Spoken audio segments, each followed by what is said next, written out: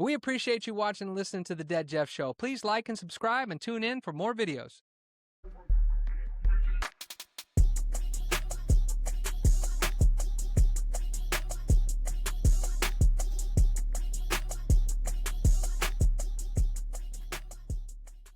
It's a great day to be alive on The Dead Jeff Show. Guys, this is episode 20.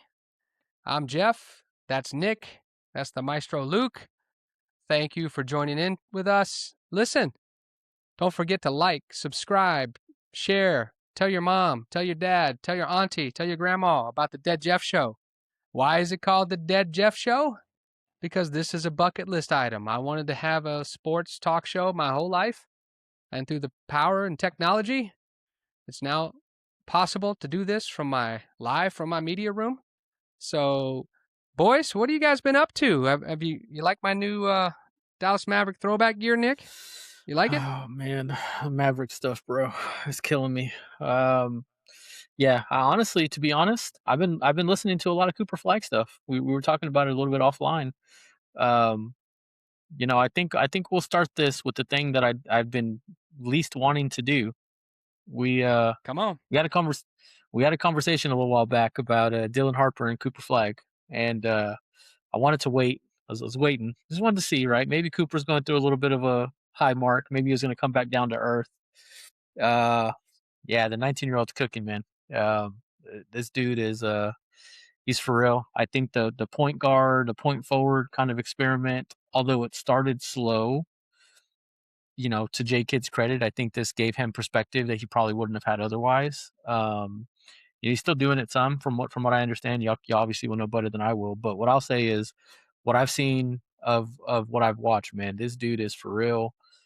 It's like LeBron and then Cooper in terms of teenage. I mean, really just all rookie years, but like certainly as a teenager. And I think we can go ahead and put to bed any ideas that Dylan Harper is going to have a better career than Cooper Flagg. Mainly also, I will say let's put a little caveat in the situations that they're in. They are asking Cooper Flagg to do everything, which is great for him. It's great for his development. But yeah, been hearing a lot about Cooper in the Coop Show. That sounds like you're eating crow right here in front of our listeners at the Dead Jeff Show. It only took 20 episodes for Nick to eat crow about Cooper Flagg. He is now going to wave the flag just like I am because he understands that these kinds of rookies only come along once or twice in a generation. And Cooper's living into that, man. And I don't know if you saw the Najee Marshall quote. I want to play with Cooper Flagg my whole career because he's the guy. I want to be here, right? And it's no lost on me on the timing of that as the trade deadline is Thursday. But Najee wants to be here with Cooper Flagg. And look, man, 49 points. But still room to grow. He had the turnover at the end of that game. And I thought it was a clean block on Knipple. Refs got him on that one. But, hey, look, we'll take it. Listen, I'm so proud of Cooper Flagg for persevering through all this AD nonsense, the distractions, and you just went right into it. We didn't have any banter. We just went right to the Cooper Flagg. I like that. That was the banter. The banter was me, you're taking it as the Cooper thing. I'm talking about me being wrong about Cooper, Dylan, that whole thing. And I will say, too, again, the circumstances are so uniquely different. But when you when you go back to that draft and you look at what can only be described as pure riggage on the NBA part, because that's what it was. Let's be honest, right? This is total on conspiracy. This is the frozen card. This is the ping pong balls being rigged. They're weighed. We got Ocean's 11 things going. This is a heist. It's a heist of the century. Mavericks get Cooper Flagg after trading away Luka. Y'all need to. Here's the other thing I'll say. Banter. You want some banter? Y'all need to start thanking Nico. No. The Mavericks are closer to winning a championship right now than the Lakers are. That doesn't happen without that that's trade. a hot sports opinion, but I think I tend to agree because the Lakers, 1 year later after the Luka trade, are no better off than they were a year ago. That's what I'm saying. I might even argue they're worse off. Well, now LeBron's not even playing any defense. That's what I'm saying. Well, that's what happens when you get old. If you watch me in the morning, son, I don't play a lot of defense either because we save it. We got to conserve energy for offense, but they don't let me shoot in the morning either. So I don't even know why I go, and I really haven't been lately. But putting it back on Cooper Flagg, I think it's interesting because 1 year in hindsight, we obviously all love Luka and we wish he were here. But the thing that made Nico trade Luka wasn't wrong. It was just we didn't get enough back. Luka can't play defense. We know that. And I think the Lakers are now starting to talk about that. But here's what I want to say. With Cooper Flagg getting all the love national, now 3-time Rookie of the Month for November, December, and January. Knippel's good. Edgecombe's good. Dylan Harper hadn't had to be good yet, as we've talked about offline. But here's the thing. Somebody needs to check what Jamal Mashburn has been drinking. And we're just going to go ahead and get into this right now. I don't know if you have this as a Maestro news segment, Maestro, or do we need to save this? Go for okay. it. So Jamal Mashburn said something crazy. And I think maybe this is just to get views and shock jockish, but to say that if Cooper Flagg came out this year, he would be the 6th ranked prospect is crazy. I mean, has Jamal seen what Cooper has done this year that no rookie has done ever in the history of the NBA? Has Jamal Mashburn understood what's happening here with Cooper Flagg? I just don't know. I think he's disconnected.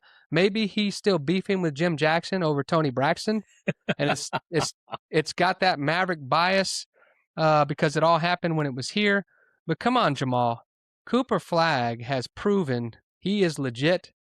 I know Shaq had to check Stephen A. from talking about. I'm not sure about Cooper Flagg, and somebody needs to check Jamal Mashburn. So I guess it might as well be me. Jamal, you're wrong on this, brother. There's no way that a guy coming in doing what Cooper Flagg's doing, and you can say he'd be the 6th best rookie. So all 5 of those guys next year are going to do better than Cooper is doing this year. I'd like to see that. Yeah, Darren Peterson from Kansas is the only guy that maybe, and it's not even a sure thing, but maybe can put up some similar type. And obviously the situation will matter a lot. But AJ, Boozer, Wilson, none of those guys are putting up 49-point games. None of them. I don't even think Patterson will. I don't think any of them will. And it's not about one game either. Like the consistent improvement of Cooper Flagg's game. Like if you look at where he started the season versus now, we're basically a little more than halfway into it. He has had that level of measured growth. It's not, we got Cooper Flagg and this is who he was game 1. Game 1 Cooper versus game 46 Cooper, whatever we're at, is a marked improvement. If I look at Edgecombe, if I look at Harper, if I look at even Knippel, those guys are largely what they were at the start of the season. There hasn't been this incremental growth with them, which is also terrifying if you're the rest of the league. And this is from a hardcore Spurs fan, so I'm just being as objective as I can here. That statement by Mashburn is asinine. There's some personal something motivating that, because there is no way, and obviously the dude was you have to be good to make it to the NBA. Like he has to know ball enough to know that that's silly. That's a silly statement. He was a good Maverick. I think he underachieved a little bit, but he was still good. So I don't have any disrespect towards Jamal Mashburn other than what he said here. It's like, and we got into it quick, guys. We just jumped right into this, but I'll just tell you, I think that Cooper Flagg is arriving right on time according to Jason Kidd's schedule, and we'll get into that a little bit more later. But man, I can't be more proud of Cooper Flagg and his development. We just need to find a way to win games at the end. Close games are not our friend. But listen, guys, we got a lot to talk about today. Luke, I don't know if you want to say anything about Cooper Flagg before we move on. I'll give you a chance. I would just be piggybacking on what y'all are saying. I mean, Cooper Flagg, he's 19 and he's putting up these kind of numbers. I mean, it's going to be scary when he turns, 26, 25. Oof. I mean, he gets that experience. There's obviously some things that you can look at, with like the game. Like I just think of like some of the rights open, don't drive left into 2 guys, those kind of things. Like that stuff will not be there in the next 3 or 5 years. Like he's gonna go dunk on them for on whoever's guarding him for for a game, like, and then it's going to be over. Like, it's just going to be a completely different beast. So, Yeah. definitely excited to see how we finish the year, what kind of draft pick we can get, and then how we'll look next year and the next couple years. So, Yeah, good point there. I think we'll guys, today we got a lot to talk about and it's kind of all over the place. We got Christian Parker staffs taking shape. We've got a little bit on Jerry. We got a Super Bowl preview, a little bit of tail of the tape with the Patriots and the Seahawks. Then we'll get into Knicks picks and a little bit of Mavs talks, the maestroing through the news, and NBA trade deadline. We got lots of hot news to go in there, and we'll get to that. Maybe since we're talking NBA, maybe we just start there. I don't know. Yeah. We can pull an Let's do audible. it. Let's talk about the NBA trade deadline. And first, before we get into the breaking news or recent news, I think it's interesting here what the Mavericks are going to do at the trade deadline. I think we know that they need to trade D'Lo. We know they need to trade Klay Thompson. We know I would prefer that they trade Daniel Gafford.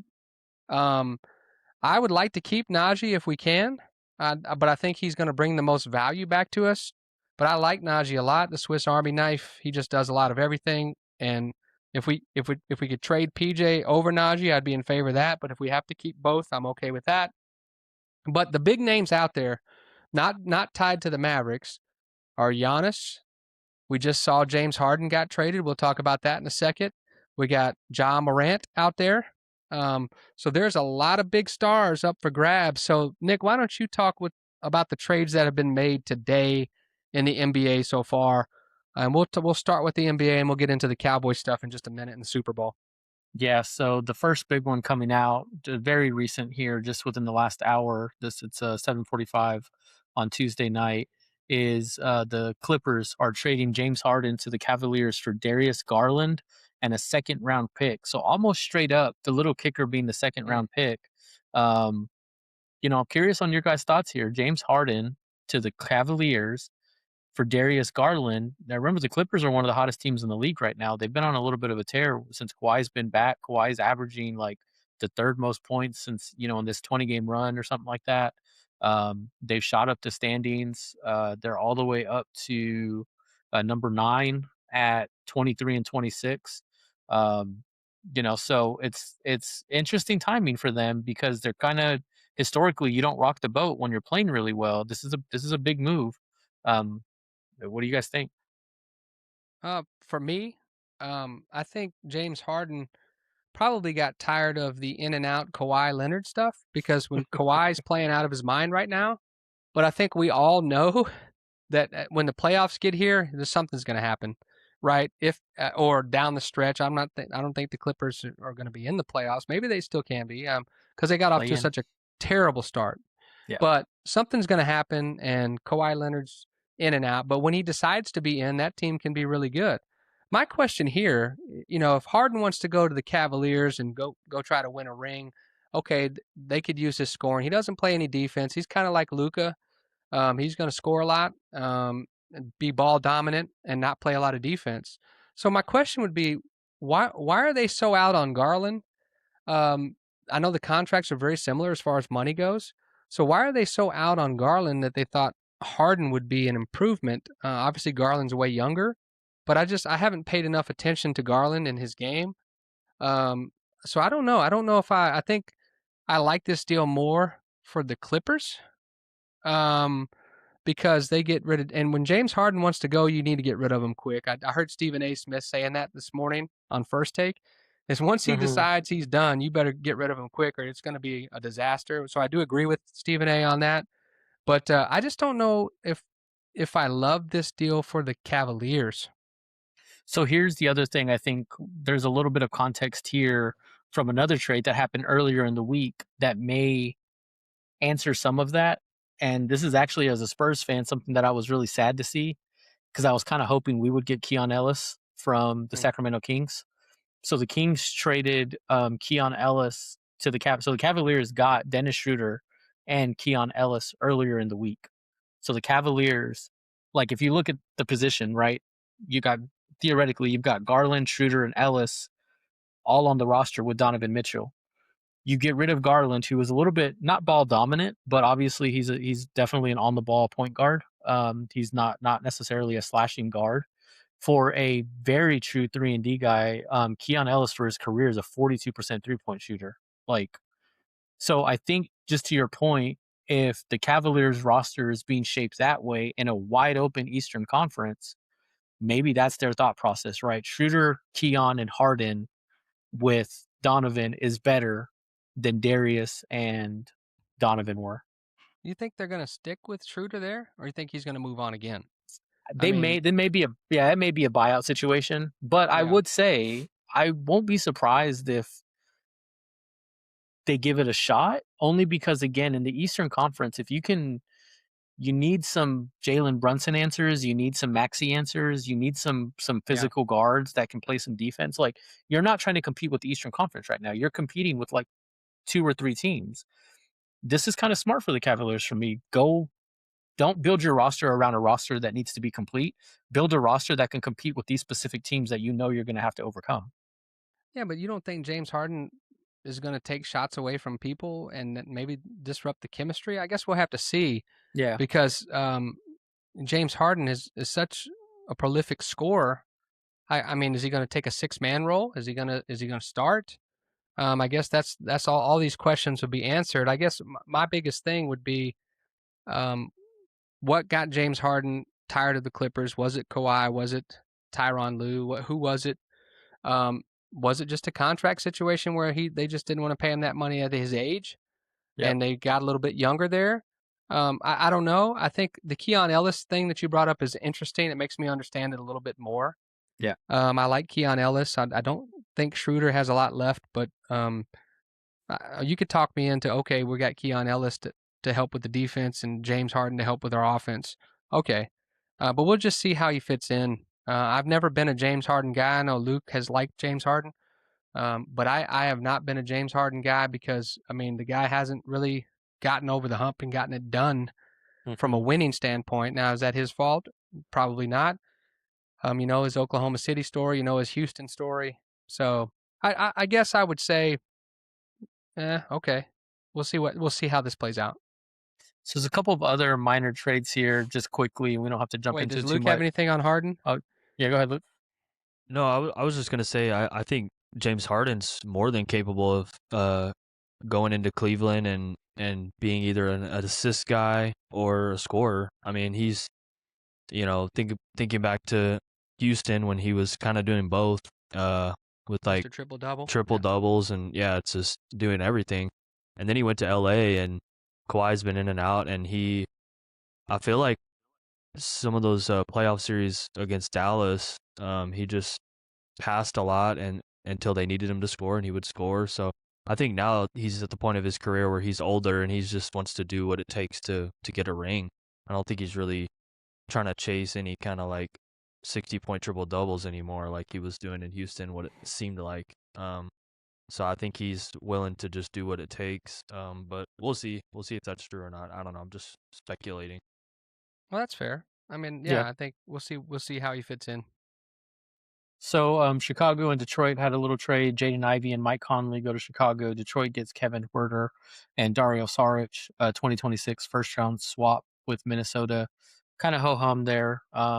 Nothing really major to unpack, I don't think. The other two kind of big ones that have gone down relatively late in the day, the Celtics got Nikola Vucevic from Chicago. Mm-hmm. And Chicago got back Anthony Simmons and a couple of second-round pick swaps there. But I think Vucevic for the Celtics. Is it Simons or Simmons? Simons. Oh, it's Simons. Yeah, okay. Vucevic to the Celtics, though, that, again, in a wide-open Eastern Conference, even without Tatum, it looks like Boston is going to be at least in play for the Eastern Conference Finals. And then depending on the way that the bracket breaks out, they might have a shot to get back to the finals. Like, it's as silly as it may be, it could happen actually. Yeah, I admire they're doing something. Yeah, I mean, they're trying to stay in it. They're just not packing it in because Tatum's not there. So Jaylen Brown's been playing well. So that's a good move for them. Yeah, I completely agree. And then the last one, and kind of just huge player-wise, is the Utah Jazz and the Memphis Grizzlies. Now, for what it means for this season, probably not a ton. These are probably not two contending teams, but long-term, this could be huge. So the Grizzlies, and this is a lot, get Walter Clayton Jr., Kyle Anderson, Taylor Hendricks, Georges Niang, and 3 first-round picks. That's a Yeah. big haul. That's a Wow. big haul. And Utah gets back Jaren Jackson Jr., which I am shocked that Memphis let him go. I don't want to butcher this guy's names. John Concar, Jock Huh? Landale, and then Vince Williams Conchar. Jr. I think it's Conchar? Conchar. Yeah, There you I go. think so. But yeah, obviously I the think I big remember thing that here. from 2K. Hey, that's where I get a lot of the names from too. But obviously the big one, Jaren Jackson Jr. I mean, this dude is a legit star in the league and young too. So obviously Memphis got a big package back for him. It's not just him, but that's what it's centered around, of course. But this is, Yeah. it's an 8-player trade that includes 3 first-round picks. That's a big package. Yeah, and I think you got Memphis in a full rebuild. They're just basically traded Bane last offseason. Now they've traded Jaren Jackson and going to trade Ja Morant at some point. So that was their big three, what they were going to build the franchise around. And so I guess they really realized they just don't have chemistry. Jaren Jackson has been playing well. I think you put him in Utah with Kessler and Laurie Markkinen, Yep. and that's a big front line. I know Mhm. Walter Clayton Jr. He was the guy from Florida in the Mhm. tournament last year, right? Yep. That's right. Everybody liked, so he's got some potential. But those picks were probably the biggest thing coming back. And I think that Memphis has a lot of picks because they got a lot of picks in the Bane deal. So man, they're just like pick heavy, and it's full rebuild time in Memphis. And that's not shocking, I guess, with everything that's happened with Ja. But I expect Ja will be traded before Thursday, and we'll be a full blown rebuild. And then I don't think Utah really wants to win much the rest of the way because they have a pick that's top 8 protected. I think if they get lands in the top 8, they still get it. If they don't, I think it goes to the Thunder. Mhm. Then the Thunder's got bukus of picks, man. So I don't think the Thunder need a top 10 pick, so or a number 9 or 10 pick. So I Yeah. hope that Utah keeps that pick. But man, Jaren Jackson Jr. He's gonna get to go play on a team that's probably closer than Memphis is, Yep. but still not close.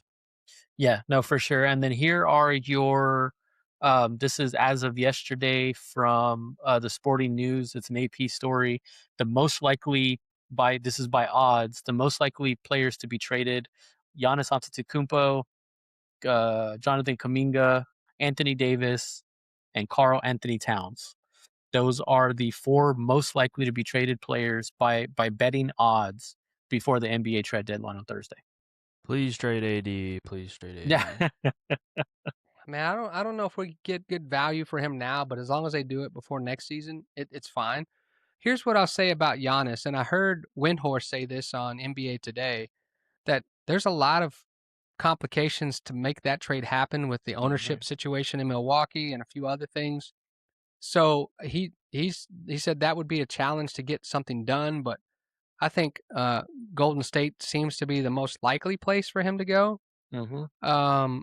The Knicks, I don't think have any picks because I know they No, said it'd be the Heat, the Knicks, the Warriors, and Warriors. who else? The Timberwolves. Oh yeah, Timberwolves, and the Timberwolves may be setting the stage for it. But Yeah, that would be the one. If it's the Knicks, it's just basically a cat for Giannis straight up trade.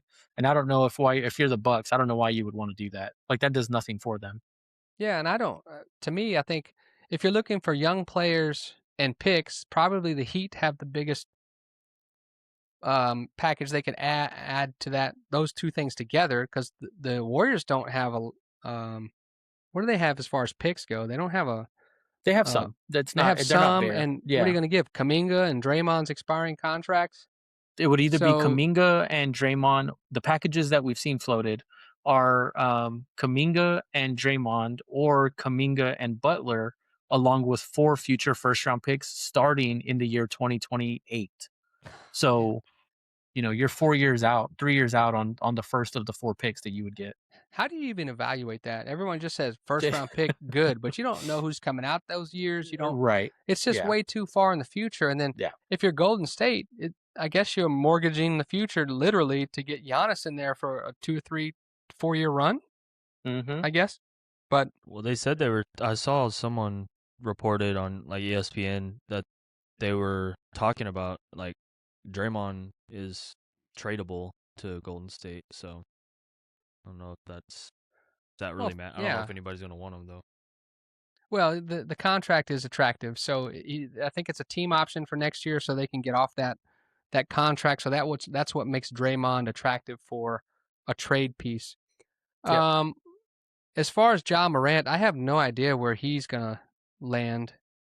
I know we talked about Giannis. Who else is being rumored to be available? Obviously, AD.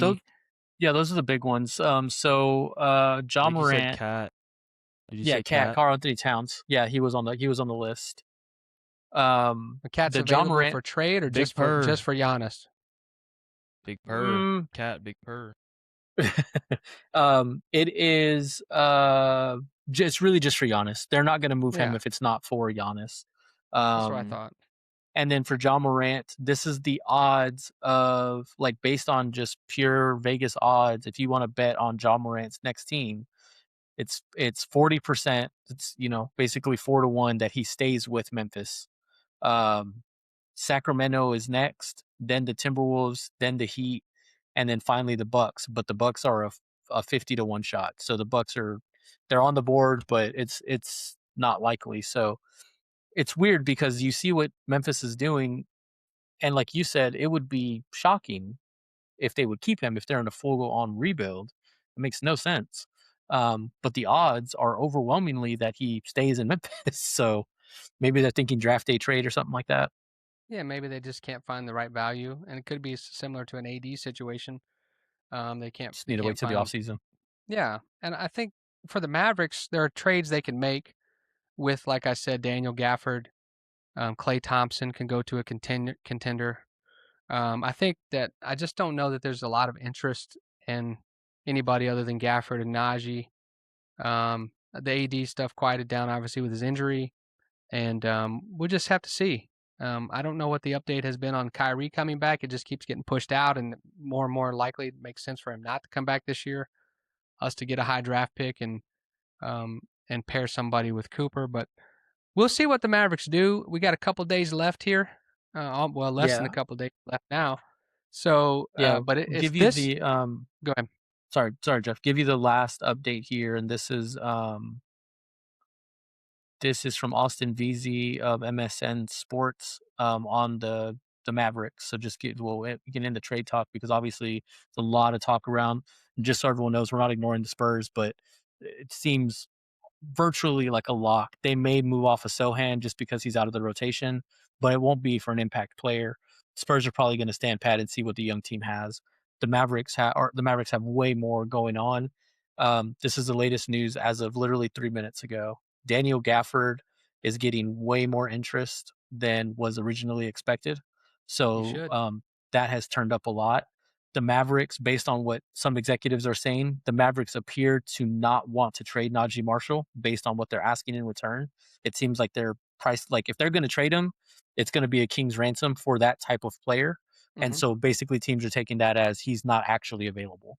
And then the bad, I guess, if as much as you want to call it bad news, is as hard as the Mavericks have been shopping D'Angelo Russell, it just seems like there's not enough interest to get anyone to bite on that. So Shocking. it looks like D'Lo will not be going anywhere.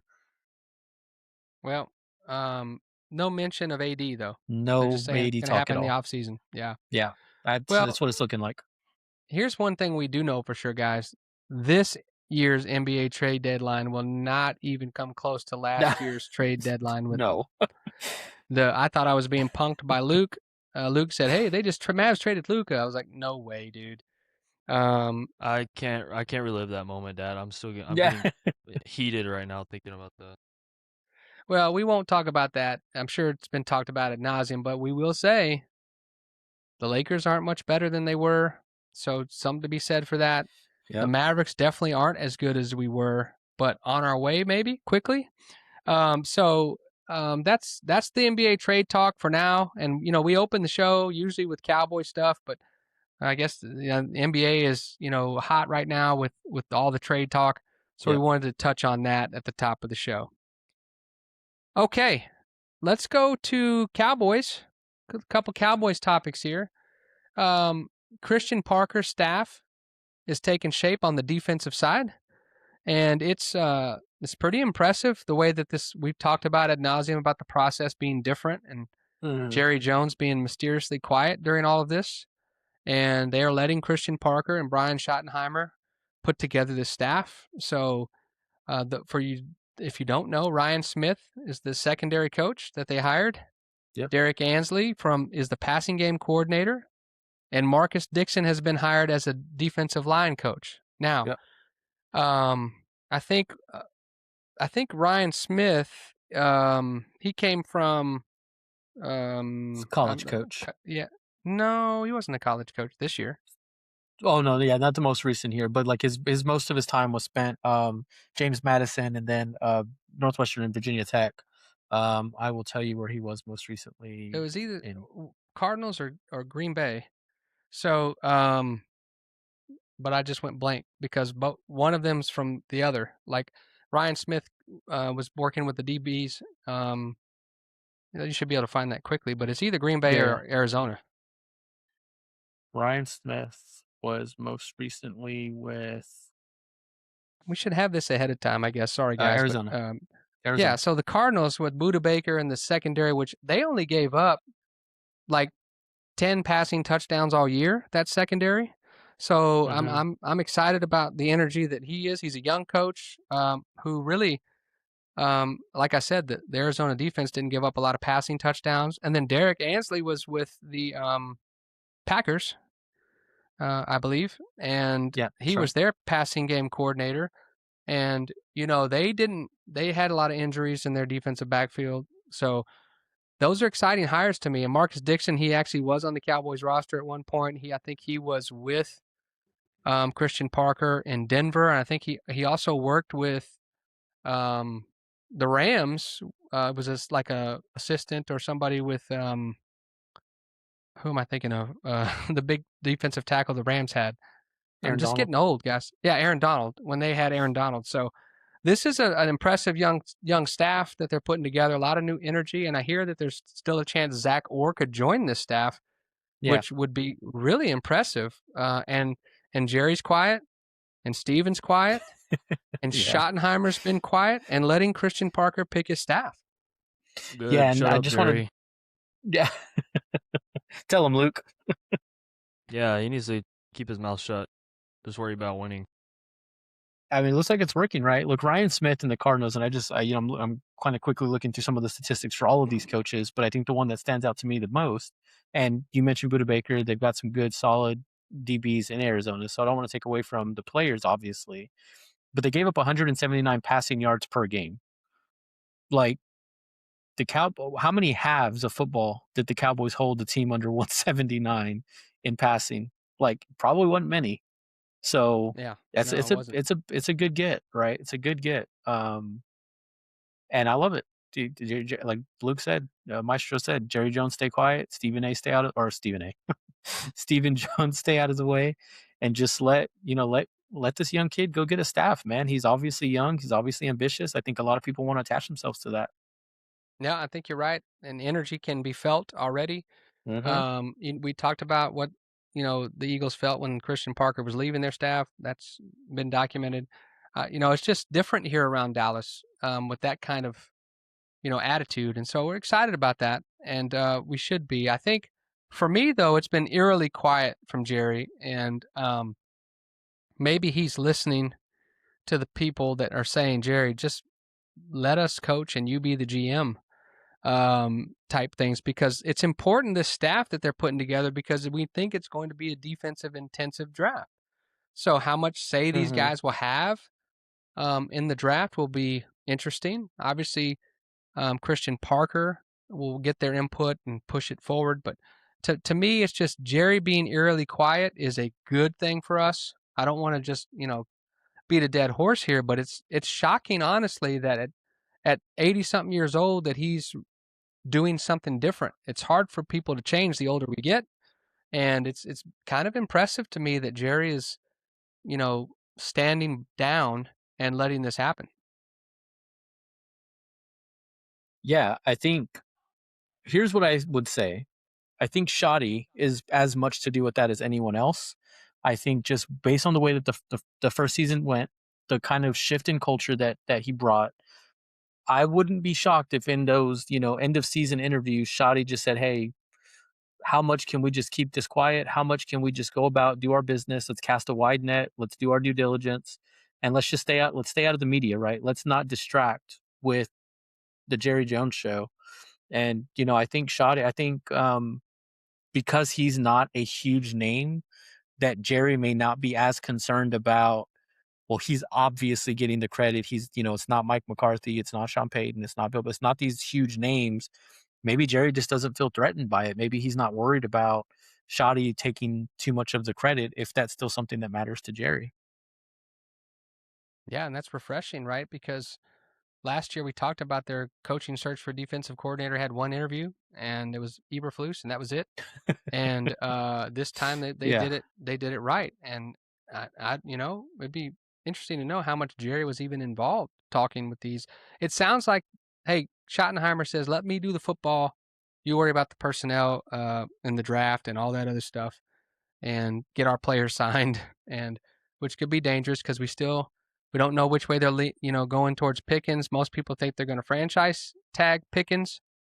A lot of people are worried about him being at the Pro Bowl and hanging out with Micah and all that stuff and getting in his ear. But I hope Jerry's different approach is going to apply to negotiations with free agents, right? You can't be old school in a new school world for very long, right? And so I hope it just keeps carrying over. And if Jerry's truth was, I want to retire with the most Super Bowls, then he's got to know for 30 years it hasn't worked. Let me try a different way. Looks like that's happening. Finally. We can hope, right? Let's keep our fingers crossed here because there's still a lot of off season to go. But so far, so good. Yeah. So, looking promising, Cowboy fans. Luke, did you have anything to add there? Yeah, just I know I'm kind of a Cowboys hater on the show, but I will say, I mean, I'm gonna give them credit. Like, I think they have been doing a good job so far this offseason. I have been a little more, curious or excited to see how next season will look, like with the defense and how the draft will be. Obviously, that's important. But yeah, I think you definitely get a different feel, a different vibe this go round than previously. So maybe this is the Cowboys' year next year. No, I'm Hey, just don't kidding. put that on us yet. I'm Hey, just one kidding. thing we'll say as we pass the Super Bowl, and this is the sad thing about the Super Bowl is the end of the football season, and there's a lot of time left before the draft season. But we're going to get draft intensive here after the Super Bowl, looking at position groups, looking at obviously Cowboys needs, but kind of looking at where the draft it's the most meaty for the Cowboys, and so we'll start with the DBs over the next week or so. But Cowboys fans, there's a lot of positive vibes going around. Let's see if we can carry those over. So that's your Cowboy talk, coaching talk. We also had Clint Kubiak going to the Raiders. The last head coaching vacancy is filled. The Yep. Cardinals, Mike LaFleur, Matt's brother. The interesting thing about Kubiak is he's been with 4 different teams the last 4 years, so we'll see if he can stick and stay in Las Vegas. I almost said Oakland, but he gets to draft Mendoza to start off right from the national champion Indiana Hoosiers, and maybe I'll support the Raiders, IU as Luke does. But it'd be interesting to see these guys building staffs this late in the game, with all the coordinators and offensive coordinators that were available kind of being snatched up. But the NFL coaching carousel has come to a stop, and some winners, some losers. We've talked about that last episode, but What do you think about those two hires for Arizona and Oakland? I mean, Yeah, Las Vegas. look, you did it anyway. You said you were going to do it, and then you did it anyway. I think here's the thing that I think is really interesting, and I'm curious on Kubiak's presser, because LaFleur had his today, and the big thing that came out of LaFleur's was that he did say that he's going to keep the play calling duties, much like his brother in Green Bay, and like most offensive-minded head coaches nowadays, they kind of seem to all keep the play calling duties. Will Kubiak follow suit? I think it would be a benefit to Mendoza if he does, just in the sense of you would hope that with Tom Brady there and see what you got me doing, the Las Vegas Vegas. Raiders, yeah, the Vegas Raiders ownership group, you would think that Kubiak's going to get at least 2 or 3 seasons. So if you have the same offensive coordinator, if he's calling plays, that can only be a benefit to someone like Mendoza, who's also a very cerebral quarterback, right? Thinks through the game really, really well. So that's what I'm most interested in, because to me, that's very, very fascinating. Do the offensive-minded head coaches keep play calling duties? I hope he does, but I think it's a good hire. Yeah, I think so too. And out of those two, I don't know much about Mike LaFleur. I know there was talk whether Matt LaFleur was going to keep his job or not, and they decided Yeah, to keep him. So we'll see what Mike LaFleur has for the Cardinals, who just kind of have been in mediocrity or lower than mediocrity for a long time. It's yeah. kind of they've been kind of like just stuck. So hopefully they can get a fresh start. Maybe they'll trade Kyler Murray. Maybe they'll cut him. I don't know what they're going to do, but don't really care either because I don't like the Cardinals. But anyway, um, that's where we'll leave the NFL coaching talk. And now, for a segment we all love, it's the Maestro taking us through the news. Maestro, you ready? I'm ready. Let's do it. All right. So the first person on the list goes to Cristiano Ronaldo going on strike. I guess protesting, if you want to call it, the fact that his Saudi League team wasn't as active as he would like them to be in the transfer um, portal, transfer Window. deadline window. Yeah, that's the word I was looking for. Window, transfer window. So his team wasn't as active as he wanted them to be. So now he's going on strike. So I think if you think that Ronaldo was the GOAT over Messi, I think this has to bump him down. Like Messi has to be the GOAT now. Like there's no argument you can make for Ronaldo being the GOAT over Messi, in my opinion. But that's just my opinion. Well, I think didn't he have the same argument with Manchester United when he went there about them not Yes. spending money? And listen, as a Man City guy, I heard Pep this week kind of say the same thing, that they're like 7th or 8th on the list of spending in the Premier League over the last several years. And so Mm-hmm. even Pep was talking about why aren't we spending? Well, when you win all those championships, it de-incentivizes those owners to spend money because they can rest on those laurels for a little bit. See Mark Cuban. And no disrespect to Mark, but it's just part of it, right? He thought that salary cap thing was going to be more, and income tax thing was going to be more deadly than it actually was. So no disrespect, but owners, they own the team. Players play, and Ronaldo should just let them be, right? You chose to go to that team. You had a Mm-hmm. choice. So go over there, collect your checks, and play as hard as you can. If they ask you your opinion on personnel, then you give it. But to me, I think Messi's always been the GOAT. That's just my opinion, and I may take heat for that as a soccer fan. But and it could be biased against Ronaldo because he chose Man United over Man City. But to me, I think he just needs to. He chose to go there, play out your contract, let them do the personnel. Yeah, not a lot to add here. I think first of all, the fact that he's striking in, let's just, there's 5 major leagues in the world. The Saudi League is not one of them. That, and I not that I need to say no disrespect here, because I don't. That's just an objective fact, right? There are 5 major football leagues in the world, and the Saudi League is not one of them. So to say that you're not spending it, like what are we doing? Like, it's a silly notion. I will say, just to Luke's point about how something in the twilight of your career impacts your legacy, I think it absolutely does. It has to mean something for these things to happen. Otherwise, everyone would just do it all the time. It matters. You think about Emmitt Smith going to the Cardinals. For my Spurs, Tony Parker spent a season with Charlotte. Like, there are all these, in all of sport, there are these things where these guys hold on a year, 2 years, 3 years too long. You think about pro wrestling. Ric Flair had this wonderful, for people that don't know wrestling, Ric Flair is one of the greatest of all time, had this wonderful send off. Should have been picture perfect, everything that you would want a retirement thing to be. And then he goes and wrestles for like 8, 10, 12 more years. And it just tarnishes the legacy. And I think that's what Ronaldo's doing here. It's tarnishing a legacy that otherwise was filled with a bunch of winning and a lot of prolific goal scoring. Yeah, don't forget Jordan playing for the Wizards.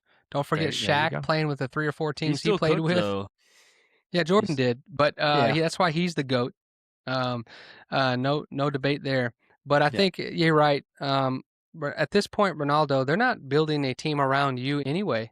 So Right. you just need to understand that you made your choices. You're not in one of the best leagues for a reason.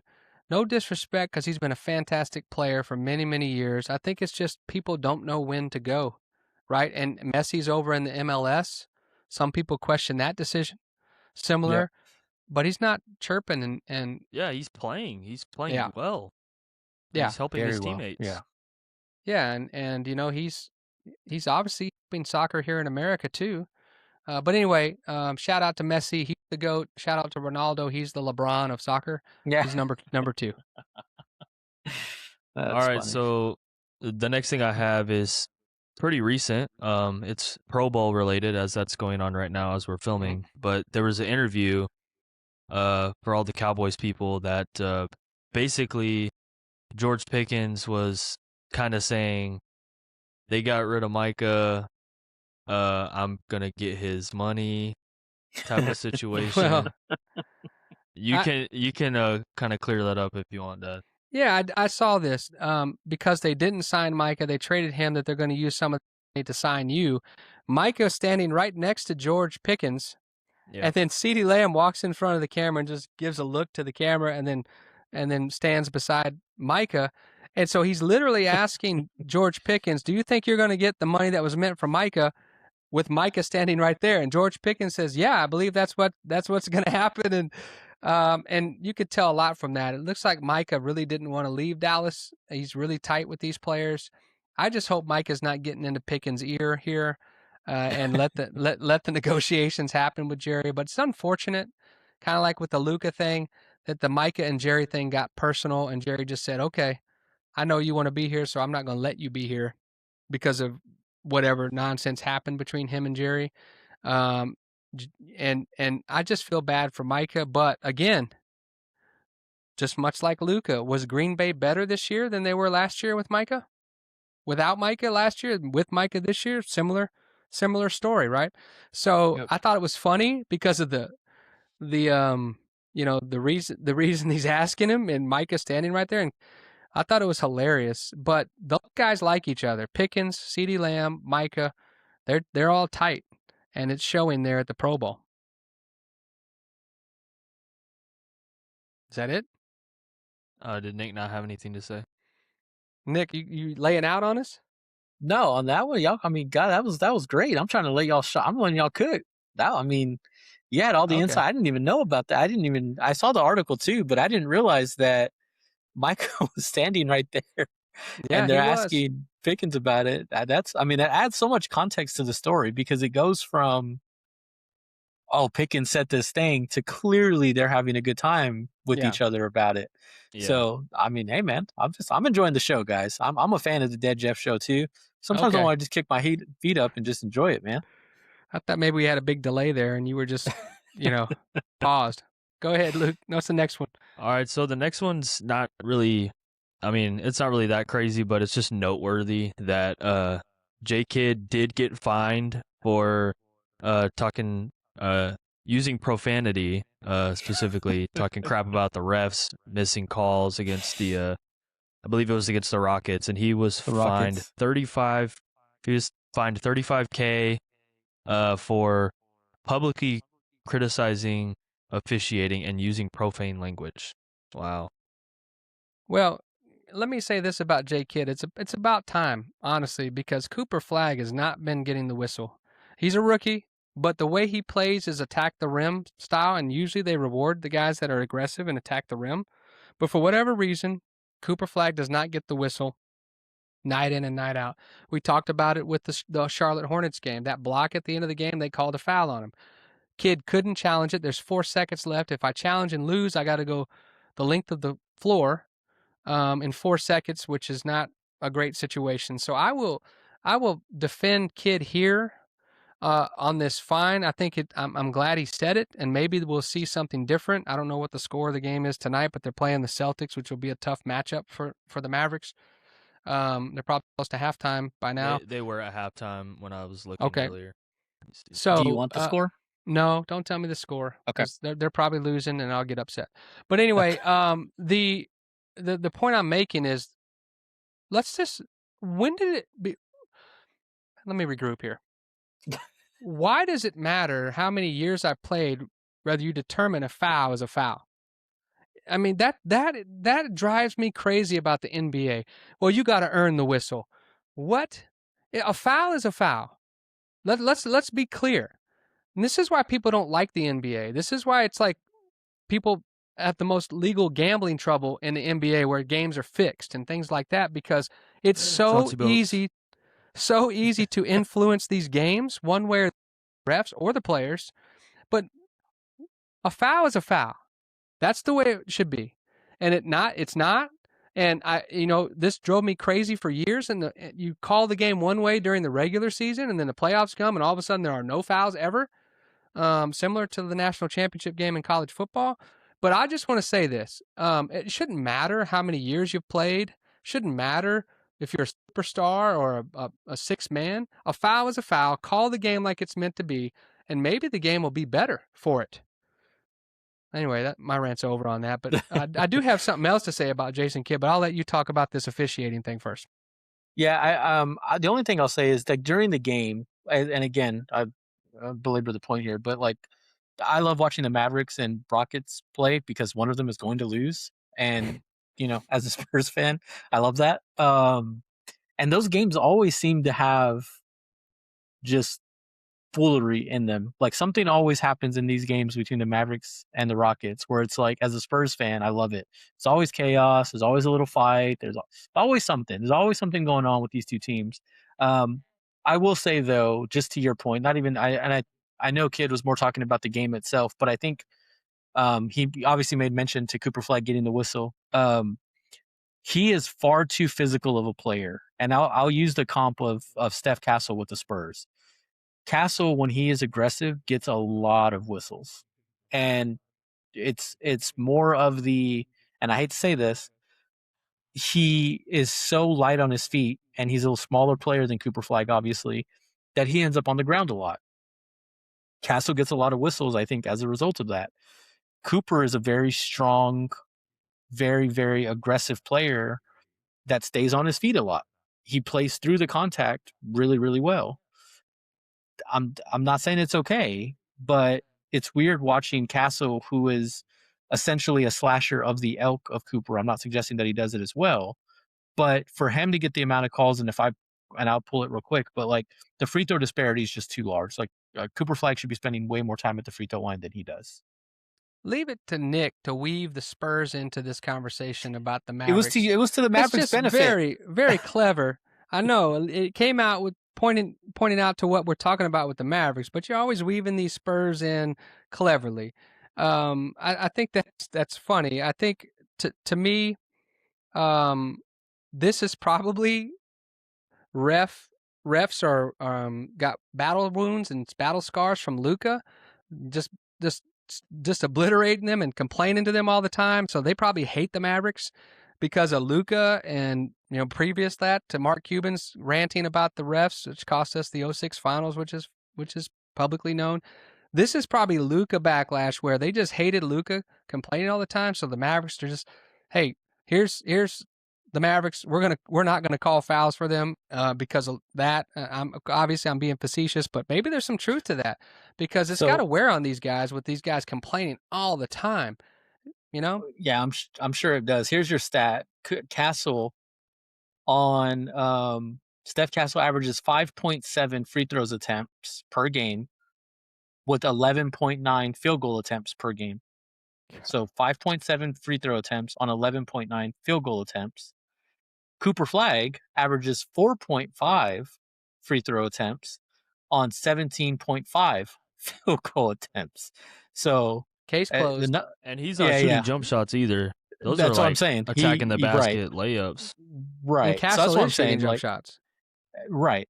So that's what I'm saying. 100% case closed. There is definitely something to this. Yeah. So call the game the way it's supposed to be called.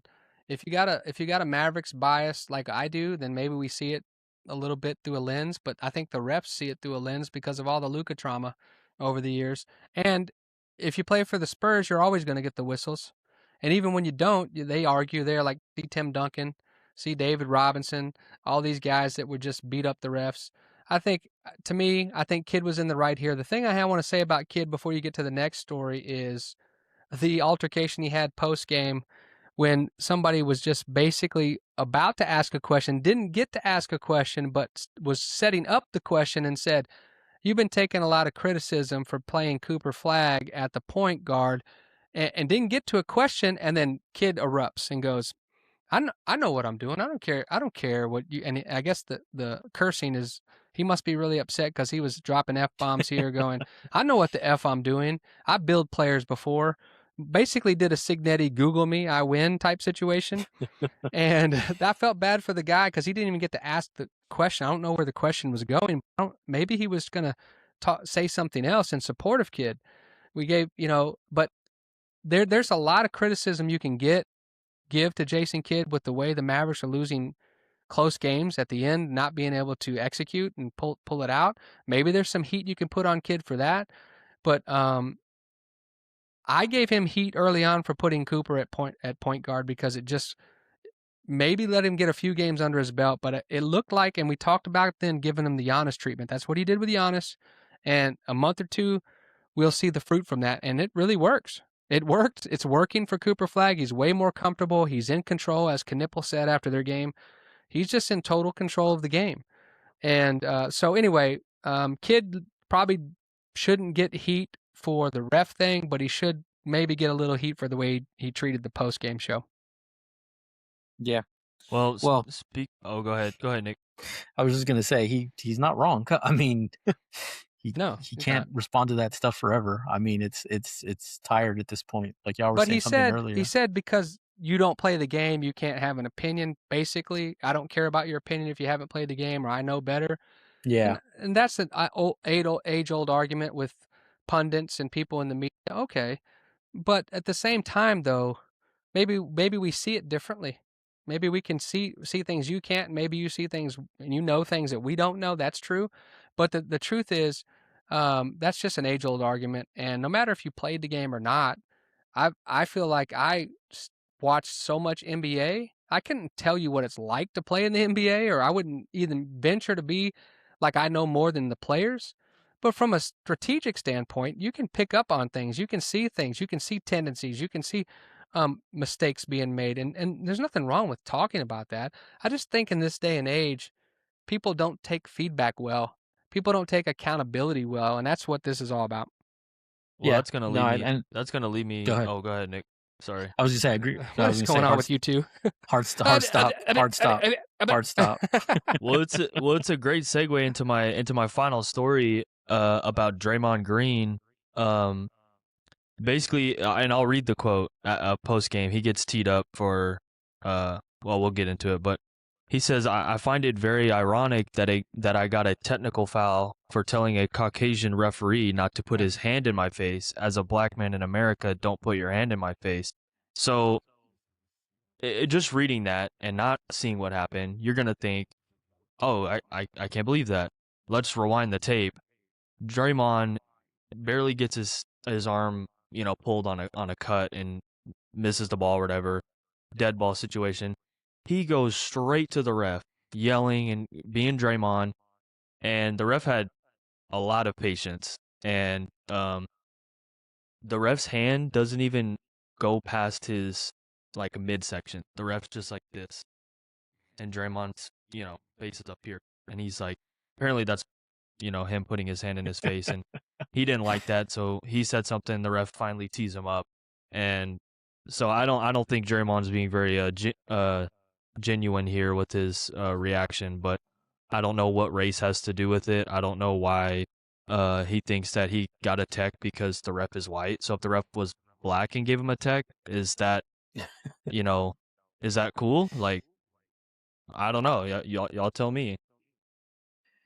Yeah, this is Go ahead, Nick. I'll let you go first. This is definitely Draymond being Draymond, right? This is absolutely 100% asinine ridiculous. Like, the idea, and we had a very early on What's Killing Jeff of just like people aren't allowed to disagree anymore. People, like, everything must become the end of the world. There is no more middle ground. We're either way over here, we're way over here. And that's what this is. And I will say, unfortunately, this is just par for the course for Draymond, right? Like, it's not, you're in year 14. You're not still having the same impact on the game that you once had, yet you're still doing all the same silly stuff that you did during that time. Like, I can put up with Dennis Rodman's behavior and attitude and weirdness when you're helping me win championships. That gets really old when you're not benefiting me at all. That, to me, that's what this is. Nothing to do with race or anything like that. It's just Draymond being Draymond. It's absolutely ridiculous. Well, if you see the foul, like, it was the weakest foul I've ever seen. Like, it's a great no call in the NBA. I mean, they let so much stuff go, and like this foul, I don't know if y'all seen it, but it was so weak. Like, it wasn't worth the complaining and the fieriness that Draymond had. Like, it was not worth it. Like, I don't understand. Well, let me say this. Draymond has gotten away with a lot of stuff over the years. And I guess it goes back to what's a foul and when do they call fouls. It's the same with technicals. Why do you let some people just yap and yap and yap and yell, and then other people say one thing and you tee them up? I think some of this is on the refs for the inconsistency and what they've allowed him to get away with. It's kind of like the 90s, and I apologize for sniffing and coughing, but I've been getting sick. I've been getting over being sick. So I should have said that at the front of the show. So I apologize. If you hear me sniffing and coughing, deal with it. I apologize as I sniff. But the thing is, it's kind of like the 90s Knicks and Pistons. I'm going to foul every play because the ref's not going to call every foul. And we're going to see what we can get away with. Early on, Draymond got away with this stuff. Same with Luka. Same going back to Tim Duncan. If you want to take control of the game, don't let any of that stuff happen. We know that this is an emotional game. People get frustrated. But Draymond's crossed the line. And I'm sorry, Draymond, the show's over for you, man.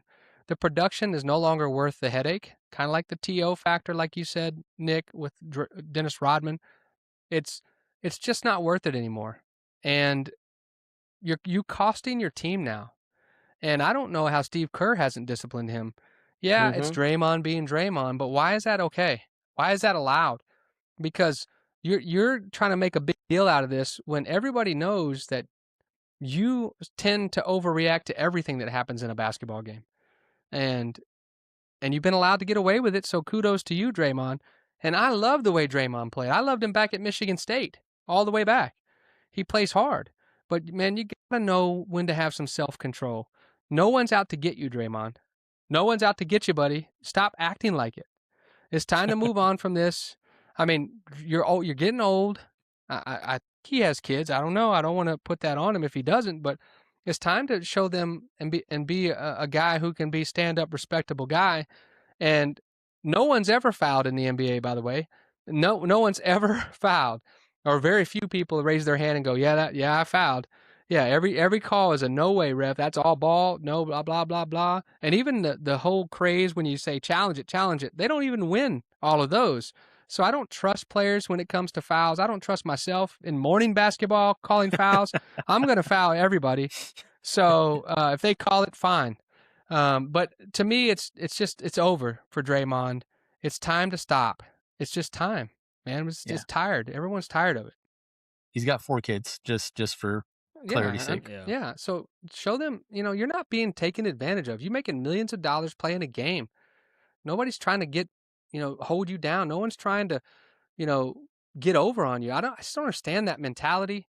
So, and I guess some say I wouldn't understand that mentality, but that's okay. I think it's time. It has nothing to do with black or white. It just has everything to do with self-control. There you go. Yeah, that was the last story I had. So okay, we can move on. All right, that's a good segment. Maestro, thank you for taking us through the news. Now, let's get into the Super Bowl. All right? The Super Bowl. I don't know if you know, Nick, the Super Bowl is Sunday. And it's the Seahawks versus the Patriots. And I thought at the beginning here we'd go through a little bit of tail of the tape, all right?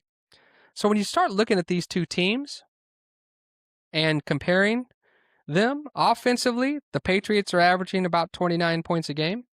The Seahawks are averaging about 28 points a game.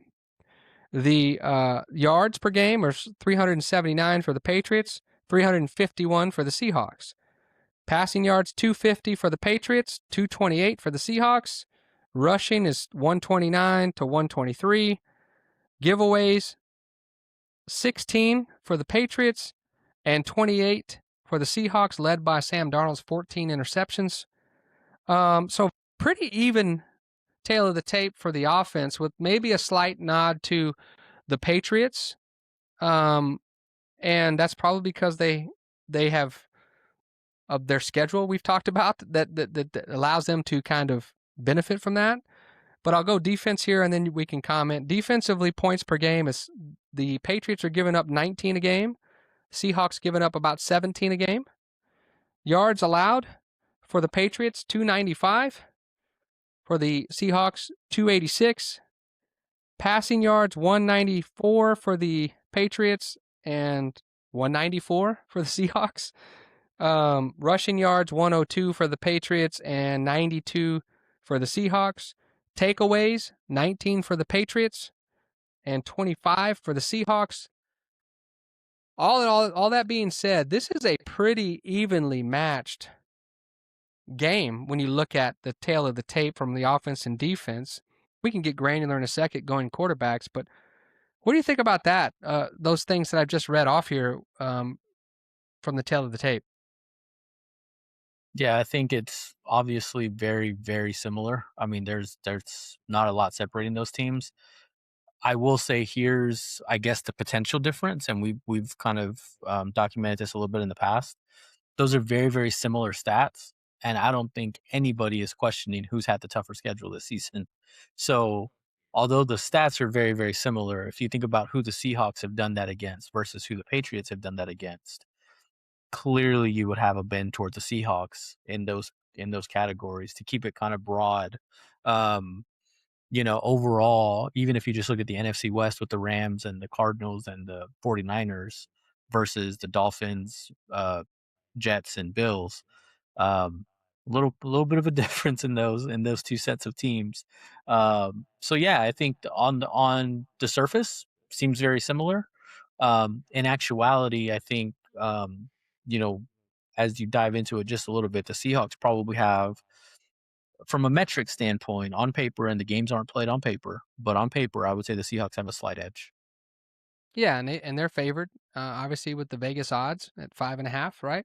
Yep. And which is probably about right when you factor in opponents and things of that nature. The quarterbacks are very similar too. Everyone's talking about Drake May and possible MVP, but we all know Stafford's probably going to get that. Yeah. But he's 72% completion for 400 yards, 260 yards a game, about 8.9 yards per attempt, which is impressive. 31 touchdowns, 8 interceptions, sacked 47 times. That's a big difference, right? Sam Darnold, 68%, 4,000 yards passing, 238 yards per game, 8.5 yards per attempt, 25 touchdowns and 14 picks, so a little bit looser with the ball, but only sacked 27 times. QBR rating is 113.5. for May and 99 for Sam Darnold. I think to me it comes down to the Seahawks defense being just a little bit better than the Patriots defense, and maybe a little more better based on who they played. Yeah, for sure. I think, again, if you think about who they're playing against, if you think about the level of competition, and then here's the other thing I will say, on this one kind of maybe skews a little bit more toward Drake May. Drake May is doing that, and I'm not diminishing by any stretch the Patriots receiving group, but they don't got JSN over there. Like, nobody close to JSN over there. So Drake May, although in a little bit more of a balanced offense, because I think in Seattle, obviously, especially early on, with Charbonnet and with Kenneth Walker, they were a run heavy team. So statistically, there maybe just take that into account. You want to have some context, but it just in terms of the pure quarterback tail of the tape, having a weapon like JSN is really going to help any quarterback out. And if you think about what Drake May did, Diggs is no slouch. I don't want it to come off that way, but he's definitely on the back half of it versus, I would argue JSN probably might have as scary as this is, he might have his best years in front of him. So, oh, for sure. Yeah, I think you look at the offense, obviously you got Kenneth Walker, you talked about, you got JSN, but you got Rashid Shaheed, who they came over at the trade deadline, who has really stretched the field and who's allowed, JSN to do those crossing routes a lot. Yeah. I think, to me, you said it, Diggs has been impressive this year, but Keyshawn Boutte has been impressive this year. I think that's his name, Keyshawn, but it's okay. I got the booty part right. So that's but I think it's impressive that Drake. Why?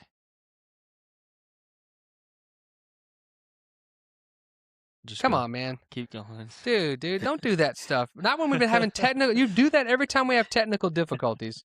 I'm not the one too that old says for that. sus. I'm not the one that says sus things. What did I say that was sus? I got the booty part right?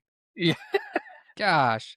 Dude, we're literally Made having you say it technical again. difficulties all night. And you want to do that. It was worth You it to said say it it. again. I'm going to pause on your This creeper is like look when here. Michael Scott. This is like when Michael Scott on The Office says he's retiring from comedy, and then Jim is just antagonizing with the, trying to set him up to say that that's what she said jokes, like 3 lines in a row, and he finally says it. I mean, it's you threw the lob to me. I'm gonna throw it down like Cooper Flagg. Yeah, but then you just let it go. Like, okay, I'm sitting here I looking thought to you see would if get something's it. wrong. I thought you would get it. I've done it before. Yeah, you've done it before when we've had technical difficulties both times. I'm like, what do you mean pause? Okay, that's Bro, just you said it. Read the room, man. That's not the right time for a joke. All right. That was All pretty right. funny. Listen. Okay, I've lost my train of thought. The Seahawks are going to win the Super Bowl. That's all we need to talk about. Talking about booty. The Patriots. The Patriots. I'm ready to shut the whole show at this point. It's just the Patriots aren't going to win. The Seahawks are going to win. Nobody really cares anyway. It might be one of the least watched Super Bowls. No Who shot. cares? Who cares? As long as it's better than the Rams and Patriots when it was 13-3. I just want to entertain. Go Seahawks. Go JSN. Rockwall guy. Hope you get the ring. But Luke's taking the wind out of my sails here, so I'm gonna pause now. Let me the most watched Super Bowl of all time was Super Bowl 49, 127.7 million viewers. So I mean, does nobody care? I don't know. I think this probably doesn't break the all-time record, but I think it's going to do pretty good. And I think obviously the Patriots have a huge following. I agree with you. We'll get into my picks in a little bit, but I do think the Seahawks win the game. But I don't know, man. I think this one's got some. I think because of the stories. I think because of where we're at. Just in terms of the commercials and like what the game has become is what I mean. Where we're at, like this has become spectacle. This is sports entertainment to that degree, right? People that don't watch football all year long tune in to watch the halftime show, which, again, hot button topic. They tune in to watch the commercials. Like there's so much, like even just mentioning the halftime show raises everybody's antenna. Like people are going to watch it just to be able to talk about it and crap on it and love it. And it's so polarizing. That's what the Super Bowl is. It's spectacle. This is just pure spectacle. Well, I was going to talk about And the coaching. hold on, wait a minute. And if you saw the the riggage of the What? NFL, the riggage, the poster that went out. I sent it to you. I know. I saw it. Before the season, Drake May and Sam Darnold sitting in the front of the line. Like, come on, man. This stuff writes itself. This is all gas, no brakes. Yeah. I was going to talk about Vrabel and McDonald. I was going to talk about some media day stuff, but I can't do it no more. I feel defeated because I made a joke. No, because I capitalized on comedic timing. No, it's just funnier if we end the show now, probably, than just keep going. But the thing I'll say is, I think Vrabel is the coaching edge here over McDonald. I really think that they've got the experience on the staff. So with that being said, anything can happen. I think it will be close, and then maybe Seattle scores at the end to make it a 2-score game, and then that'll kind of put the distance between them. When I say 2 scores, I'm talking 10 points, probably somewhere between a 7 to 10 point win is what I predict for the Seahawks. And I'll be happy for Sam Darnold, who has been through a lot, and there'll be more times for Drake May to get back there, hopefully. Although Dan Marino only got there once and never again. So anyway, Luke, who are you taking in the Super Bowl? Are we gonna do like actual scores? Like, are we gonna predict an actual score, or are we just gonna? You can if you want. Well, I'm gonna have the Seahawks win. Obviously, I thought the Rams were the best team. They beat the Rams. They've competed with the Rams. When they played them all 3 times. So I don't think it's gonna be close. I think the Seahawks are gonna. It's gonna be like 33 to like 14 or something, maybe, or 33 to 13 or something. I don't think it's gonna be close. That's just my gut feeling. I also have this gut feeling that Shaheed will have a special teams touchdown. I don't know, maybe little Devin Hester vibe, opening kickoff, if they get it, or the opening of the half. Because they may not get the ball first. I don't know. But interesting. Okay, he got specific with his prediction. We'll save Nick's prediction for Nick's picks, because that's our next segment. So we've got the Seahawks winning, me and Luke. I have it by 7 to 10 points. If you want me to throw a score out there, okay. Let's see, 31-24, 23, something like that. 31-23, maybe something like that. Okay, let's get into Nick's picks. Now, we don't have any sort of updates to give you for last week because we didn't pick anything for last week. So, Maestro, hit the music for Nick's picks.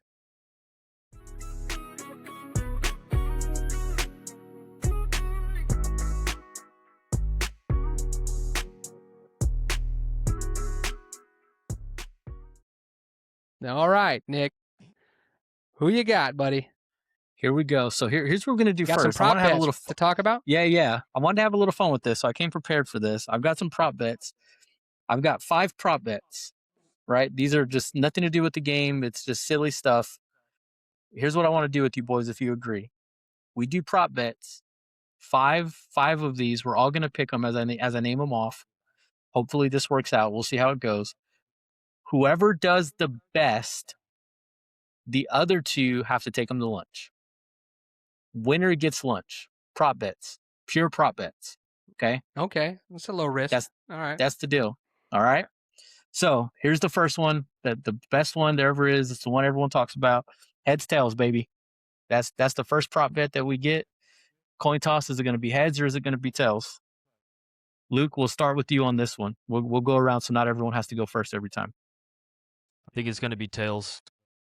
Luke likes tails. I'll pick tails. Pause. Luke likes tails. No, that's not good. That's not good.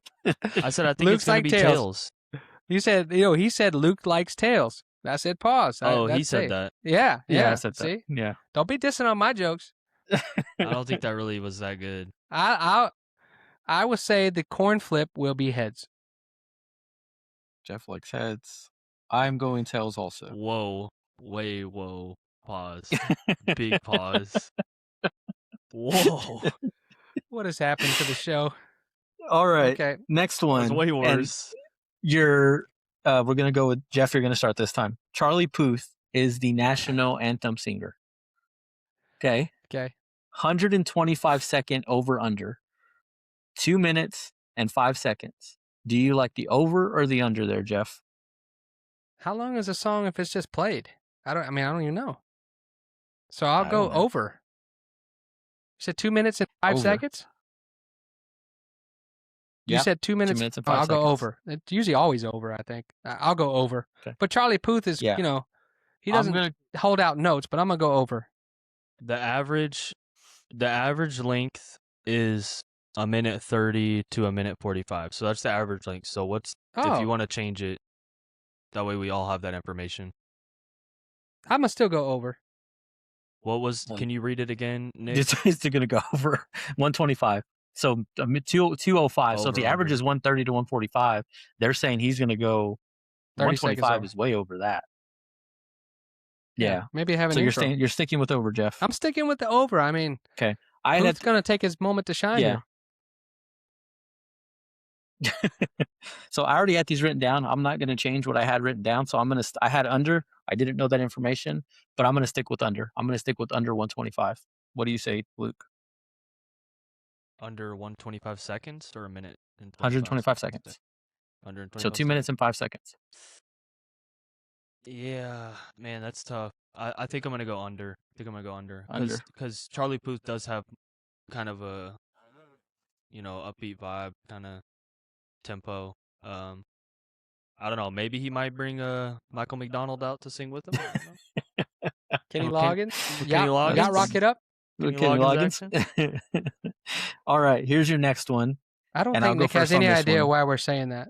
I don't think Nick has any idea that they just did a song together, a yacht rock song with Charlie Puth. Oh, I thought we were just making funny accents. All right, no, that's cool. Come on.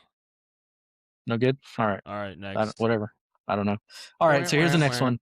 The first celebrity to be shown during the game, and I'm going to give you the top 3 choices, and you'll choose between the top 3. I'm going first here. It's Mark Wahlberg, it's Will Ferrell, and it's Cardi B. Well, we Mark know it's Wahlberg, not Trump. Will Ferrell. We know it's not Trump. Mark Wahlberg, Will Ferrell, Cardi B. I'm going with the Wahlberg. Wait a minute. Is this once the game starts? Because Charlie Puth would obviously be the right choice. He's singing the anthem. No. After the first kickoff. So once the kickoff takes place, that's what's considered first celebrity after the kickoff. Why are those the 3 that we can choose from? Those are the best odds. Those are the if you have a write-in, throw in the write-in. I'm going with Cardi B. No, actually, isn't Will Ferrell from? Where's he from? He's from Seattle. So these are obviously people that have the most to do with the team. So Mark Wahlberg is a huge Boston fan or Patriots fan. Will Ferrell's a huge Seahawks fan. Cardi B's Steph Diggs. So I'm pretty sure that's why these are the top 3. I'll go the Cardi next B. 2 on the list are Matt Damon and Ben Affleck. That's who I probably would have went with. I'll go Cardi B. Although I really want to go Will Ferrell, but I'm gonna go Cardi B. Luke, what channel is the game on? Do you know? And NBC. It's on Peacock. Will Ferrell. Oh, a little strategy. Going for Elf. Little strategy. Little SNL strategy. All right. We got 2 more. The MVP of the game. Who is he going to thank first? You pretty much have whoever you want to throw in there, but I'm going to give you the top 3 odds. It's his teammates, it's his coaches, it's his family, and then somehow 4th place in the best odds is God. I'm going to go God first. So Luke, you're up to go first. Yeah. Oh, my bad. Yeah, y'all both going God? Sorry, Dad, there's a delay, so there's like a little delay, so that's why. No, I think JSN will get the MVP, and I think he will. If if that is correct, he's 100% going to thank God first. Okay. Jeff, you said God too? Yeah, I say God. I think if it's Sam Darnold or JSN, they'll do it. Even Drake May, the same. So I'll go with God. I always put God first, Nick.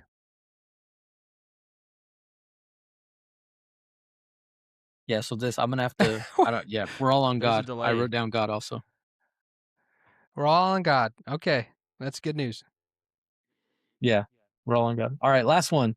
Chris Collinsworth. Which of these things will Chris Collinsworth do first? Okay. Here's the 3 choices, and this is the only 3 choices you have. You better hurry before Chris you disconnect Collinsworth again. will say, "Now here's a guy." Chris Collinsworth will say, "Now here's a guy." He will say Patrick Mahomes, or he will misidentify a celebrity. So will he say first, "Now here's a guy"? Will he mention Patrick Mahomes, or will he misidentify a celebrity? Which one will happen first? I'm Now, saying he will mention Patrick Mahomes first. I'll say now. Here's a guy. Because I'm thinking with the Sam Darnold. Now here's a guy who was given up on, but I could see that happening. Here's a guy. That's what I'll go with. Is this after the After game kickoff. starts, like after the kickoff? Yep. Yeah, I think now here's a guy, or it's either that or it's that or nothing. I think he Okay. will mention Patrick Mahomes, but not first. Yeah.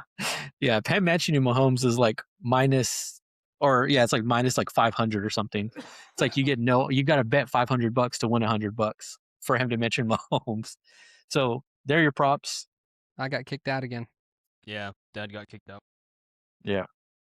You need to get him a new computer. All his booty talk. We're keeping this in. Keep this in. Yeah, I'm keeping it in. All right, so we got that bet going. We'll see how that turns out for lunch. Here are the 4 picks for the game. So there's 3, pretty easy ones here just in terms of the game itself. Now I like the Hawks to win on the money line, minus 235. I like the Pats to cover though at plus 5.5. So I got it being a little bit of a closer game. I'll take the over at 45.5. And then the player prop bet that I like is DeMarcus Lawrence is plus 175 to get a sack. So I'm going to go a little Dallas Cowboy love, Tank Lawrence to get a sack at plus 175. Okay, there's Nick's picks for the week. We want to apologize for any technical difficulties experienced during the show, also for the coughing and sniffling, as I've been getting over being sick. But we appreciate you for being part of this show.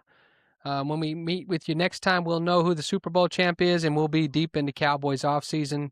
So thank you for being a part of this one. Until next time, peace.